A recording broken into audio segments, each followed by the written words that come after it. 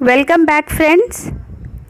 In this video we'll deal with part 3 of direct indirect speech. Here we'll see how imperative sentences are changed into indirect speech. See, if the sentence within inverted commas indicates order, command, request, advice, prohibition or invitation, we follow the rules given below to change it into indirect speech. Imperative sentences आपको पता होगा friends, जिससे order का पता चले, command का पता चले या रिक्वेस्ट का पता चले या एडवाइस का पता चले, है ना। ऐसे सेंटेंसेस को हम इम्पेरेटिव सेंटेंसेस बोलते हैं। तो जब कोटेशन मार्क के अंदर, डायरेक्ट स्पीच में कोटेशन मार्क के अंदर अगर ऐसे सेंटेंसेस हो तो हम उनको कैसे चेंज करते हैं उसका रूल्स देखेंगे। See, the basic rules we have already discussed in part 1 of this direct indirect speech. We'll see what are the rules which are different from the basic rules. Means apart from basic rules, what are the other changes that we do in imperative sentences. See here, first rule is the reporting verb is changed into ordered, commanded, told, requested, advised, asked, begged, prohibited, forbade, etc. according to the meaning of the sentence. मतलब sentence के अनुसार ये सब depend करेगा कि हम reporting verb को किस में चेंज करेंगे। अगर सलाह की बात होगी तो एडवाइस में चेंज करेंगे, है ना। आज्ञा की बात होगी तो ऑर्डर्ड में चेंज करेंगे। कुछ कहने की बात होगी तो आस्क्ड या टोल्ड में चेंज करेंगे। कुछ मना करने के लिए होगा तो हम फॉरबेड में चेंज करेंगे या प्रोहिबिटेड में चेंज करेंगे। तो ये सब सेंटेंस के अर्थ पर डिपेंड करेगा। हम एग्जांपल्स के थ्रू देखेंगे इसको। सेकेंड रूल देखिए, to is added as a connector after the reporting verb. मतलब रिपोर्टिंग वर्ब के बाद हम टू का प्रयोग करते हैं और उसके बाद वर्ब का फर्स्ट फॉर्म यूज़ होता है। आपको पता होगा कि टू के बाद अगर वर्ब का फर्स्ट फॉर्म यूज़ करते हैं तो उसको हम इन्फिनेटिव बोलते हैं। अब थर्ड रूल देखिए, रिमूव द वर्ड प्लीज़ और काइंडली। अगर आपको ऐसे वर्ड्स मिले सेंटेंस में तो उसको इनडायरेक्ट स्पीच में चेंज करते वक्त हटा देते हैं। Let us see the examples worked out here. First example, the teacher said to me stand up on the bench. तो आप देखिए जो कोटेशन मार्क के अंदर stand up on the bench लिखा हुआ है, इससे क्या पता चल रहा है कि टीचर ने ऑर्डर किया।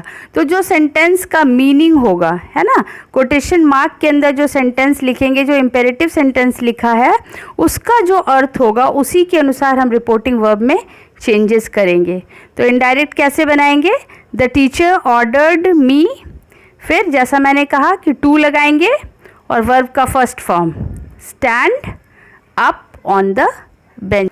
तो इम्पेरेटिव को चेंज करने का रूल बहुत ही आसान है, बस आपको केयरफुल रहना है रिपोर्टिंग वर्ब को चेंज करने में, है ना। जस्ट टू लगा के आप पूरे सेंटेंस को एज इट इज़ उतार दिए हैं, लेकिन आपको केयरफुल रहना है कि रिपोर्टिंग वर्ब को हम इम्पेरेटिव के मीनिंग के अनुसार चेंज करेंगे। And yes, don't forget the basic changes जो हम पर्सन का चेंज करते हैं या टेंस का चेंज करते हैं या चेंज ऑफ अदर पार्ट्स है जो मैंने बेसिक वीडियो में बताया है, फर्स्ट वीडियो में बताया है, वो वैसे का वैसा ही रहेगा। नेक्स्ट देखिए, he said bring my book from the shelf. तो इनडायरेक्ट कैसे बनाएंगे, he asked me to bring his book from the shelf, या आप इसको ऐसे भी बना सकते हैं, he told me to bring his book from the shelf. अब आप यहाँ देखेंगे कि माई बुक था तो उसको मैंने हिज बुक किया, क्योंकि माई फर्स्ट पर्सन का केस है जो सब्जेक्ट ही के अनुसार चेंज होगा।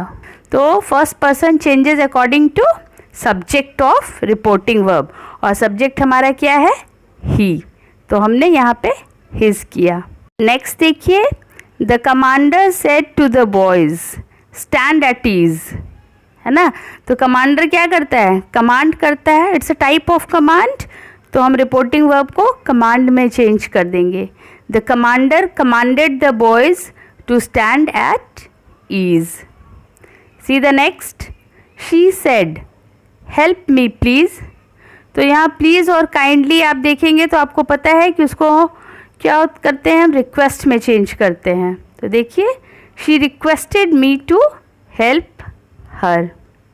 यहाँ आप देखेंगे कि सेड के बाद कोई ऑब्जेक्ट नहीं है। तो मैं पहले भी वीडियोस में बता चुकी हूँ आपको कि अगर कोई ऑब्जेक्ट नहीं रहेगा तो अंडरस्टूड ऑब्जेक्ट हम मी लेके चलते हैं।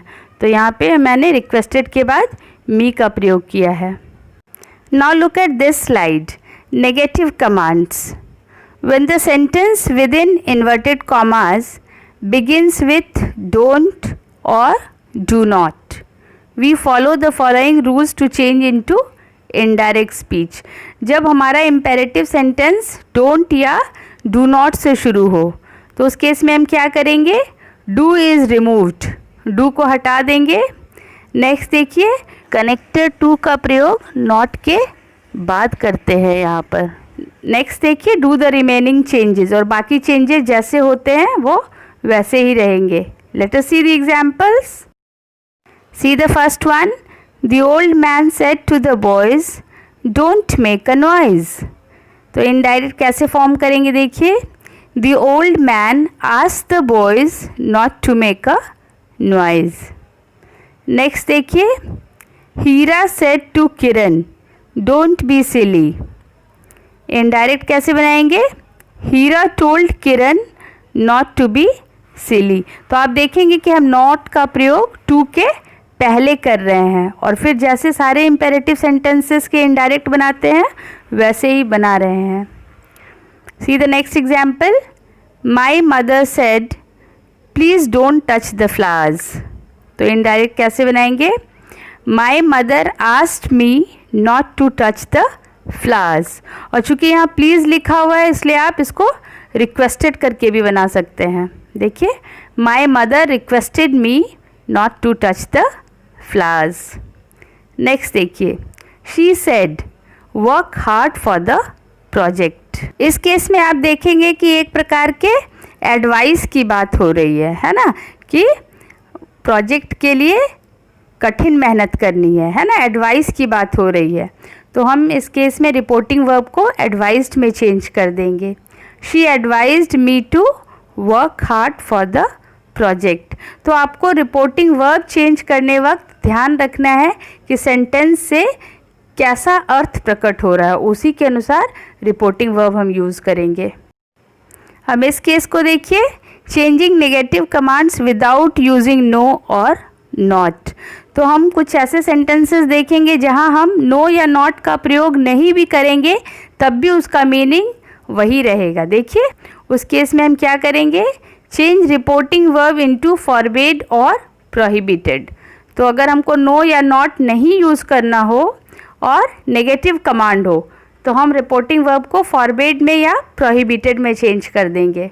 नेक्स्ट देखिए, डोंट और do not is removed. Don't या डू नॉट को हम हटा देंगे इनडायरेक्ट स्पीच में। और थर्ड देखिए, डू द रिमेनिंग चेंजेस, और जो बेसिक चेंजेस होते हैं वो वैसे ही करेंगे। एग्जाम्पल्स देख लीजिए, she said don't touch the wires. तो इसको कैसे बनाएंगे हम, अब आप यहाँ देखेंगे कि एक तरह के वार्निंग की बात कही जा रही है कि आपको सावधानी बरतनी है ना, उसको वार्निंग दी जा रही है। तो हम रिपोर्टिंग वर्ब को वार्नड में चेंज करेंगे। She warned me not to touch the wires. तो ये केस हम पहले भी डिस्कस कर चुके हैं कि नॉट लगा के कैसे बनाते हैं। अब दूसरा देखिए, she forbade me to touch the wires. चूँकि फॉरबेड का मतलब ही होता है कि मना किया है ना, इसलिए हम नॉट का प्रयोग नहीं करेंगे। और एक तरीका है ऐसे केसेस को बनाने का, देखिए, she prohibited me from touching the wires. तो प्रोहिबिट मतलब भी होता है रोकना या मना करना कुछ काम करने से, लेकिन यहाँ आपको ध्यान रखना है कि अगर आप प्रोहिबिटेड यूज़ करेंगे तो फ्रॉम यूज़ करेंगे उसके बाद, और वर्ब का फोर्थ फॉर्म यूज़ करेंगे। तो ऐसे हम नेगेटिव कमांड्स का इनडायरेक्ट बनाते हैं। आइए और कुछ स्पेशल केस देखते हैं।